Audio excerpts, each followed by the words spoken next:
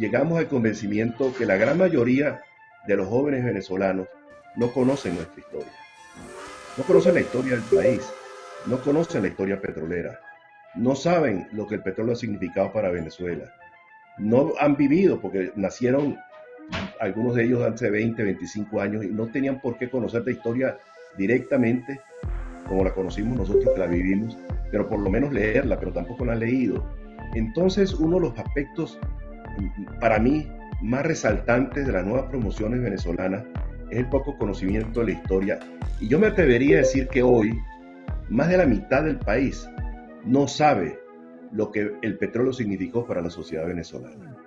Los que estamos acá, que somos mayorcitos y nacimos en pueblos del interior, sabemos lo que el petróleo significó para Venezuela, porque lo vimos en carne propia.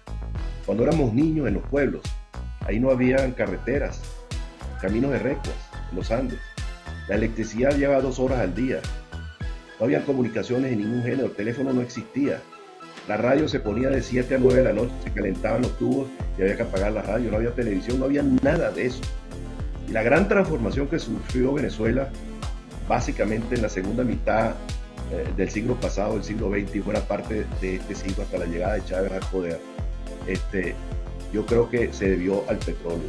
Mira, a mí me cuentan mis mayores, mis padres, mis tíos, mis tíos abuelos, mis abuelos, lo que eran las penurias de Venezuela antes de que apareciera el petróleo. Boconó, donde yo nací, Boconó no tenía carretera sino a partir del año 1936. Había ciertos grupos culturales en los pueblos del interior donde había inmigrantes europeos que tenían pianos. Los pianos los llevaban desarmados, los llevaban en carretas tiradas por mulas. Y de manera tal de que toda la transformación, la gran transformación que sufrió Venezuela y la gran salto hacia la modernidad del país fue por el petróleo. Entonces esta es la primera reflexión que nosotros tenemos que hacernos.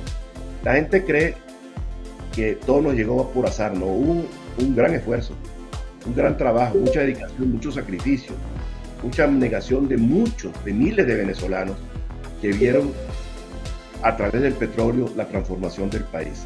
Yo creo que ese es un primer punto que yo quiero llamar a la reflexión.